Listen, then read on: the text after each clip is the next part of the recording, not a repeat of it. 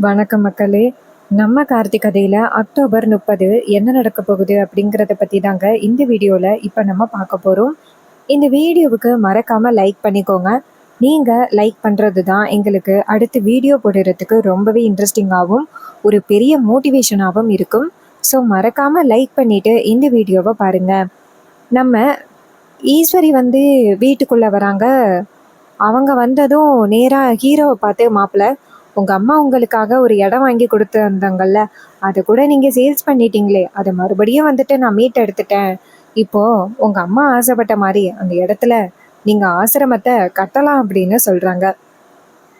அப்ப ராஜா சொல்றாரு, மாப்பிள்ள, ஈஸ்வரி என்கிட்ட விவரத்தை சொன்னதோட ஈஸ்வரி கிட்ட காசு கொடுத்து காசை வாங்கி நான் போயிட்டு அந்த இடத்த மீட்டுட்டு வந்துட்டேன் மாப்பிள்ள அப்படின்னு சொல்ல, அப்ப ஹீரோ சொல்றாரு, ஏன் பரவாயில்லையே, இதுல என்ன இருக்கு? அதுக்கு ஈஸ்வரி சொல்றாங்க, என்ன மாப்பிள்ள சொல்றீங்க? இந்த இடம் உங்களுக்கு எந்த அளவுக்கு முக்கியம் அப்படிங்கறது எங்களுக்கு நல்லாவே புரிஞ்சிச்சு மாப்பிள்ள. அதனாலதான் உடனே அந்த இடத்த உங்களுக்கு எப்படியாவது மீட்டு கொடுக்கணும் அப்படின்னு முயற்சி பண்ணி எப்படியோ மீட்டு உங்ககிட்ட கொடுத்தாச்சு மாப்பிள்ள. அப்ப ஹீரோ சொல்றாரு, அத்தை பரவாயில்லத்த அப்படின்ட்டு. அப்ப ராஜா சொல்றாரு, மாப்பிள்ள, ஈஸ்வரி உங்களுக்காக ஒரு ஃபேவர் பண்ணி இருக்கா, நீங்க சந்தோஷப்படுங்க. இது கேட்டதும் ஹீரோவும் சரிங்க மாமா அப்படின்னு சொல்றாங்க. அப்பதான் நம்ம ஹீரோவுக்கு மனசு உறுத்த ஆரம்பிக்குது.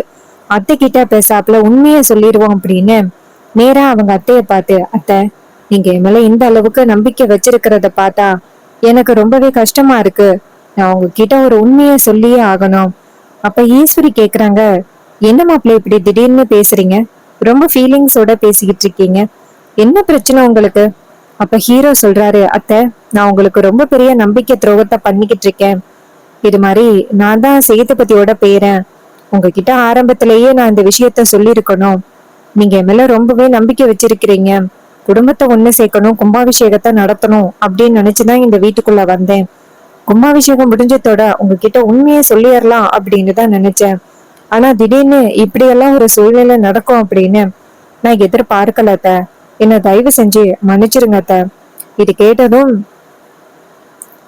நம்ம ஈஸ்வரி ரொம்ப கோவப்படுறாங்க. அப்ப வில்லி சொல்றாங்க, பாத்தியாக்கா எப்படி ஒரு சூழ்ச்சி நடந்திருக்கு அப்படின்னு. நான் உன்கிட்ட அப்பவே சொன்னல, இவன் சாதாரண ஆள் கிடையாது, நம்ம எல்லாரையுமே பயங்கரமா ஏமாத்திக்கிட்டு இருக்கான் அப்படின்னு உன்கிட்ட சொன்னேன். ஆனா நீ கொஞ்சம் கூட நம்பவே முடியல. என்னையதான் நீ பைத்தியக்காரி மாதிரி பார்த்த. இப்பயாவது உனக்கு புரியுதா உன் மாப்பிள்ளை உனக்கு எவ்வளவு பெரிய துரோகத்தை பண்ணிக்கிட்டு இருக்கான் அப்படின்னு. அப்ப ஈஸ்வரி சொல்றாங்க, மாப்பிள்ளை இப்படி பண்ணுவாரு அப்படின்னு நான் எதிர்பார்க்கல.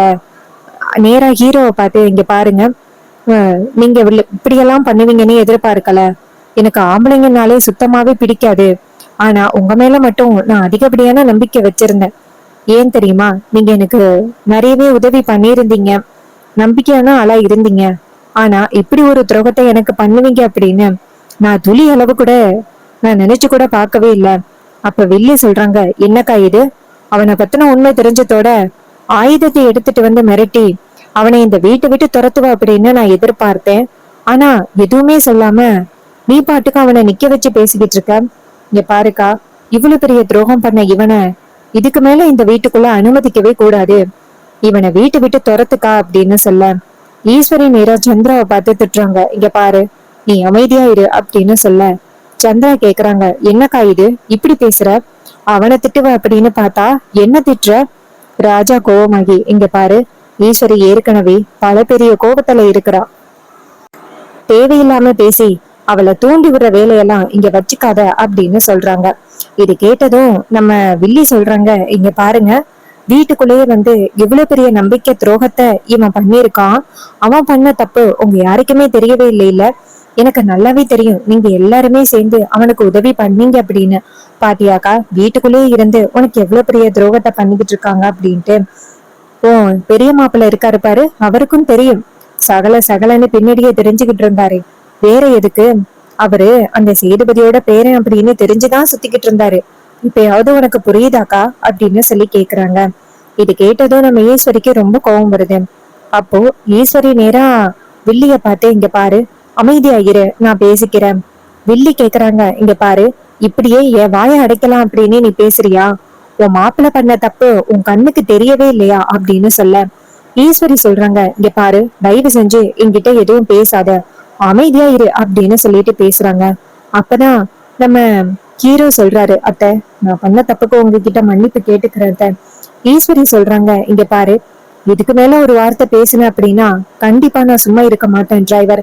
மரியாதையா இந்த இடத்த விட்டு இப்பவே போயிரு. அதுதான் உன் மரியாதையை காப்பாத்திக்கிறதுக்காக நல்லது. ஏன்னா உன் மேல நீ எனக்கு இந்த குடும்பத்துக்கு நிறையவே பண்ணிருக்க. அந்த ஒரு காரணத்துக்காக மட்டும்தான் நான் உனக்கு இப்போ மரியாதை கொடுத்து பேசிக்கிட்டு இருக்கேன். இல்லைன்னா எப்பவோ என் ஆயுதத்தை வச்சு உன்னை வீட்டை விட்டு துரத்தி அடிச்சிருப்ப, போட வெளியில அப்படின்னு சொல்ல. அப்ப ஹீரோ வந்துட்டு சோகமா அந்த இடத்துல இருந்து போக பார்க்க ரேவதி டக்குன்னு ஹீரோவை தடுக்கிறாங்க. ஒரு நிமிஷம் நில்லுங்க அப்படின்ட்டு. அப்போ வில்லி கேக்குறாங்க, ஏ ரேவதி, இப்ப எதுக்கு நீ போறவனை தடுக்கிற? இங்க பாரு, அக்காக்காரிக்கு பிடிச்சதுனாலதான் அவனை உனக்கு கல்யாணம் பண்ணி வச்சா. ஆனா உனக்குதான் இந்த கல்யாணத்துல விருப்பமே இல்லையில. இப்போ அக்காக்காரியே அவனை வீட்டை விட்டு வெளியில போக சொல்றா. அதை நினைச்சு நீ சந்தோஷம் தான் படணும். அதை விட்டுட்டு போறவனை தடுக்கிற. எதுக்காக தடுக்கிற? உங்க அம்மாவுக்கே துரோகம் பண்ணியிருக்கிற அவனுக்கு நீ சப்போர்ட் பண்ண போறியா? அப்ப ரேவதி சொல்றாங்க, இங்க பாருங்க சித்தி, தேவையில்லாம அம்மா கிட்ட கண்டதையும் சொல்லி அவங்கள ரொம்ப கோவப்படுத்தாதீங்க. இங்க பாருங்கம்மா, எனக்கு இவர்தான் சேதுபதியோட பேரன் அப்படிங்கிறது எனக்கு தெரியும். அப்போ வில்லி சொல்றாங்க, பாத்தியாக்கா, உன் மகளும் சேர்ந்து இப்படி ஒரு துரோகத்தை பண்ணியிருக்கா.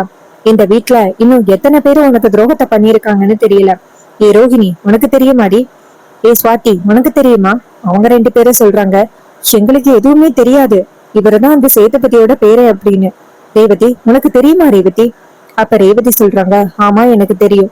அப்ப ரோஹிணி கேக்குறாங்க, ரேவதி, எப்படி ரேவதி உன்னால இப்படி பேச முடியுது? பாட்டியோட இறப்புக்கு காரணம் இவங்களோட குடும்பம் தான் அப்படின்னு அம்மா எந்த அளவுக்கு கோவத்துல இருக்காங்க. அப்படி தெரிஞ்சும் நீ உண்மையா சொல்லாம இருந்திருக்கிற. அம்மா மேல உனக்கு மரியாதையா இல்லையா?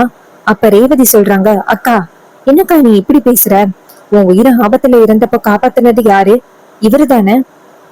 எவ்வளவு கண்டுபிடிச்சு அந்த தேவிய கூட்டிட்டு வந்தாரு. இப்படி பேசுறக்கா? அதோட நீ ஒரு விஷயத்த மறைச்சுக்கிட்டு இருக்க. அத கூட காப்பாத்தினது யாரு? இவரு தானே. ஏ சுவாதி, நீ எவ்வளவு பெரிய பிரச்சனையில மாட்டிக்கிட்ட. அதை காப்பாத்தினது யாரு? இவரு தானே. ஏன் அம்மா, உங்களை எத்தனை தடவை காலி பண்றதுக்காக ரவுடிங்க வந்தாங்க, அவங்க கிட்ட இருந்து காப்பாத்தினது யாரு? இவரு தானே. இவ்வளவு விஷயத்த குடும்பத்துக்காக இவ்வளவு பண்ணிருக்காரு. ஆனா அவரை பொசுக்கனே இந்த வீட்டை விட்டு போக சொல்றீங்களே, இது எந்த விதத்துல நியாயம் அப்படின்னு ரேவதி கோவப்படுறாங்க. அப்ப ஈஸ்வரி சொல்றாங்க, இங்க பாரு, அந்த கல்யாணத்தப்போ நான் தான் உன்னை ரொம்ப கட்டாயப்படுத்தி இவனை கல்யாணம் பண்ணிக்க சொல்லி ரொம்ப வற்புறுத்தினேன். அப்போ எனக்கு இவன் யாருன்னே தெரியாது. ஆனா இப்ப இவன் யாருன்னே எனக்கு தெரிஞ்சு போச்சு. என் அம்மாவோட இறப்புக்கு காரணமான எந்த ரத்தமும் இந்த வீட்டுக்குள்ள இருக்கவே கூடாது. இவனை வீட்டை விட்டு வெளியில போக சொல்லு ரேவதி அப்படின்னு சொல்லி பேசுறாங்க. வில்லி நேரம் அவங்க அக்காவை பார்த்து, அக்கா, கண்டிப்பா உன் பொண்ணு அப்படி சொல்றதுக்கு வாய்ப்பே கிடையாது. ஏன்னா உன் பொண்ணு இப்ப காதல் மயக்கத்துல இருக்கா. கண்டிப்பா அவ அவனை வீட்டை விட்டு வெளியில போக சொல்ல மாட்டா. வேணும்னா பாரு அப்படின்ட்டு. ராஜா நேர ஈஸ்வரிய பார்த்து, ஈஸ்வரி, தயவு செஞ்சு அவசரப்பட்டு முடிவெடுக்காத. நீ அவசரப்பட்டு முடிவெடுத்த அப்படின்னா நம்ம பொண்ணோட வாழ்க்கையே சேர்ந்து பாதிக்கப்படும். யோசனை பண்ணிப்பாரு. நம்ம பொண்ணு லைஃப் வந்துட்டு அப்புறம் கல்யாணமே நடக்காது அப்படின்ட்டு. அப்ப வில்லி சொல்றாங்க, இங்க பாருங்க, அதெல்லாம் ரேவதிக்கு 2வது கல்யாணம் கரெக்டா பண்ணிடலாம். இவனை விட்டா வேற மாப்பிள்ளையே இல்லையா? நான் ஏற்பாடு பண்றேன். எத்தனை மாப்பிள்ளை வேணும்னாலும் கொண்டாந்து நிக்க வைக்கிறேன். ராஜா கேக்குறாரு, என்ன ஏற்கனவே ஒரு திருட்டு பயல கொண்டாந்து வச்சு ரேவதிக்கு கல்யாணம் பண்ண பாத்தியே, அந்த மாதிரியா? அப்போ வில்லிக்கு ஷாக்கிங்கா இருக்கு. அப்ப ராஜா கேக்குறாரு, இங்க பாரு, தேவையில்லாம எங்களோட குடும்பத்துல நீ தலையிடாத. அப்ப வில்லி சொல்றாங்க, பாத்தியாக்கா எப்படி பேசுறத? உன்னோட குடும்பத்துல தலையிடக்கூடாதா? இப்படி எல்லாம் பேசுறத பத்தியா? இதுக்குதான் நான் இந்த வீட்டுக்குள்ள இருக்கனா, என் புருஷனை எல்லாம் விட்டுட்டு அப்படின்ட்டு. ஈஸ்வரி நேரா ராஜாவை பார்த்து, இங்க பாருங்க, என் தங்கச்சிய பத்தி பேசுற வேலை வச்சுக்காதீங்க. அவ கொடுமையில அவ பேசுறா. ஆனா அவளை பேசுற வேலை இதோட நிப்பாட்டுங்க அப்படின்ட்டு நேரா ஹீரோவை பார்த்து, என்ன என் குடும்பத்தையே எனக்கு எதிரா திருப்பி விடலாம் அப்படின்னு பேசுறியா? இங்க பாரு, நீ இந்த வீட்டை விட்டு போறதுதான் உனக்கும் நல்லது, உன் குடும்பத்துக்கும் நல்லது. இல்லைன்னா அந்த பரமேஸ்வரியோட குடும்பத்தையே நான் ஒட்டுமொத்தமா காலி பண்ணிடுவேன் அப்படின்னு சொல்லிட்டு ஈஸ்வரி ஆவேசத்தோட பேசுறாங்க. அப்போ ஹீரோ நேரா ரேவதிய பார்த்து, இங்க பாரு ரேவதி, தயவு செஞ்சு வந்துட்டு எனக்காக நீ பேசாத. எனக்காக பேசுன அப்படின்னா கண்டிப்பா இந்த குடும்பம் பிரியறதுக்கு நிறையவே வாய்ப்புகள் இருக்கு. நான் இந்த வீட்டை விட்டு போயிடுறேன், அதான் நல்லது. ரேவதி சொல்றாங்க, இல்ல, நீங்க இந்த வீட்டை விட்டு போக கூடாது. உங்களுக்கு இந்த வீட்டுக்குள்ள இருக்கிறதுக்கான முழு அதிகாரமும் இருக்கு. உங்களுக்கும் எனக்கும் சட்டப்படி கல்யாணம் நடந்திருக்கு. எங்க அம்மா கண்டிப்பா உங்களை என்கிட்ட இருந்து பிரிக்க முடியாது அப்படின்னு சொல்றாங்க. அப்ப ஹீரோ சொல்றாரு, இல்ல ரேவதி, அத்தையோட கோபத்தை பத்தி உனக்கு தெரியல. இப்போதைக்கு நம்ம பொறுமையா இருக்கிறது தான் நல்லது. அப்ப ரேவதி சொல்றாங்க, 30 வருஷமா மாறாத அம்மா இதுக்கு மேலேயும் மாறுவாங்க அப்படின்னு எனக்கு நம்பிக்கை இல்ல. இங்க பாருங்கம்மா, இவரு இந்த வீட்டை விட்டு போக மாட்டாரு அப்படின்னு சொல்லிட்டு ரொம்பவே பிடிவாதமா ரேவதி பேசுறாங்க. அப்ப வில்லி சொல்றாங்க, பாத்தியாக்கா, உன் பொண்ண உனக்கு எதிரா திருப்பி விட்டு எப்படி வேடிக்கை பாக்குறத பத்தியா? அந்த பரமேஸ்வரி கிழவி அப்பவே கல்யாணத்தப்ப இவன் தான் தாலி கட்ட போறான் அப்படின்னு தெரிஞ்சு அமைதியா இருந்தாலே அப்பயாவது உனக்கு புரிஞ்சிருக்க வேணாம் இது எல்லாமே இவங்களுடைய மாஸ்டர் பிளான் அப்படின்னு. இங்க பாருக்கா, அந்த பரமேஸ்வரி இப்படிப்பட்ட ஒரு வேலையை பண்ணிருக்காளே, அவளுக்கு நீ என்ன பதிலடி கொடுக்க போற அப்படின்ட்டு. அப்ப ராஜா சொல்றாரு, இங்க பாரு சந்திரா, நீ தேவையில்லாம ஈஸ்வரிய தூண்டி விட்டு வேடிக்கை பாக்குற. மரியாதையா வாய மூடு அப்படின்னு சொல்லிட்டு பேசுறாங்க. அதுக்கு வில்லி சொல்றாங்க, நான் எதுக்கு வாய மூடணும்? நடக்கிற விஷயம் எல்லாமே என் அக்காவுக்கு எதிரா நடந்துகிட்டு இருக்கு. என் அக்காவுக்கு நான் ஆதரவா பேசுறேன். ஆனா உங்க எல்லாருக்குமே நான் கெட்டவ மாதிரி தெரியறேன்னு. இங்க பாருங்க, என் அக்கா ரொம்ப பாவம். எப்படி ஏமாந்துருக்கா பாத்தீங்களா? நீங்க எல்லாருமே சேர்ந்து என் அக்கா காரிய முட்டாளாக்கிருக்கீங்க. இந்த ஊருக்கு மட்டும் என் அக்கா காரி முட்டாளானது தெரிஞ்சிச்சு அப்படின்னா எல்லாரும் எந்த அளவுக்கு கேவலமா பேசுவாங்க. அக்காவோட கௌரவம் போச்சு, மான மரியாதை எல்லாமே போச்சு. இத்தனை வருஷமா அவ கட்டி காப்பாத்தி வச்சிருந்த அந்த ரோஷமும் போச்சு அப்படின்னு சொல்லி பேசுறாங்க. அப்ப ராஜா சொல்றாரு, இங்க பாரு, ஈஸ்வரிய யோசிக்கல அப்படின்னாலும் நீ தேவையில்லாம ஈஸ்வரி கிட்ட சொல்லி கொடுத்து தேவையில்லாத பிரச்சனையை உண்டாக்குற அப்படின்னு சொல்லிட்டு பேசுறாங்க. அப்பதான் ஹீரோ சொல்றாரு, எல்லாரையும் பார்த்து இங்க பாருங்க, என்னால இந்த வீட்டுக்குள்ள எந்த அளவுக்கும் பிரச்சனை வேணாம். நான் இந்த வீட்டை விட்டு போறேன் அப்படின்னு சொல்லிட்டு ஹீரோ அந்த இடத்த விட்டு வெளியில வராரு. இத பார்த்துட்டு ரொம்பவே சங்கடத்தோட ரேவதி அவங்க புருஷனை பார்த்து, என்னங்க ஒரு நிமிஷம் நில்லுங்க, நீங்க இந்த வீட்டை விட்டு போக கூடாது. நீங்க இந்த வீட்டை விட்டு போறதுக்கு அம்மா வந்து அனுமதி கொடுக்க கூடாது. நீங்க என்னோட புருஷன் அப்படின்னு சொல்லிட்டு பேசுறாங்க. அப்போ நம்ம ஈஸ்வரி கேக்குறாங்க, ஏய் அப்ப நீ என்னை எதிர்க்கிறியா? ரேவதி சொல்றாங்க, அம்மா, இந்த குடும்பத்துக்காகவும் நம்ம எல்லாருமே சந்தோஷமா இருக்கணும் அப்படிங்கறதுக்காகவும் இவர் எந்த அளவுக்கு உதவி பண்ணிருக்காரு அப்படின்னு உனக்கு தெரியுதா தெரியலையா?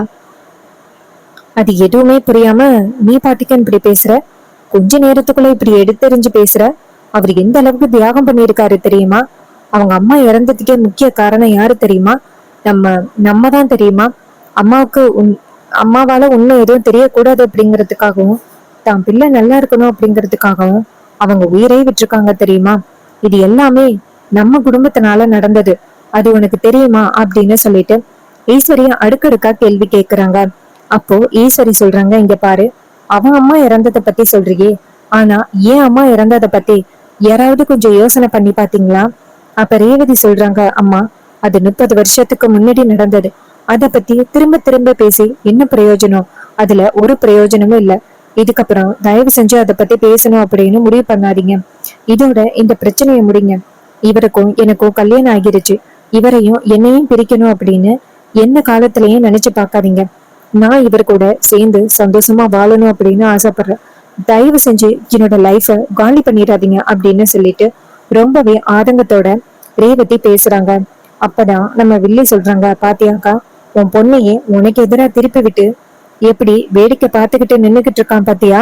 எப்படியும் கல்யாணம் ஆகிருச்சு அப்படின்னா இந்த வீட்டை விட்டு தன்னை யாராலையுமே வெளியில அனுப்ப முடியாது அப்படின்னு பிளான் பண்ணியிருக்கான். அதனாலதான் பிளான் பண்ணி உன்னை ஏமாத்தி ரேவதியோட கழுத்துல தாலி கட்டியிருக்கான்.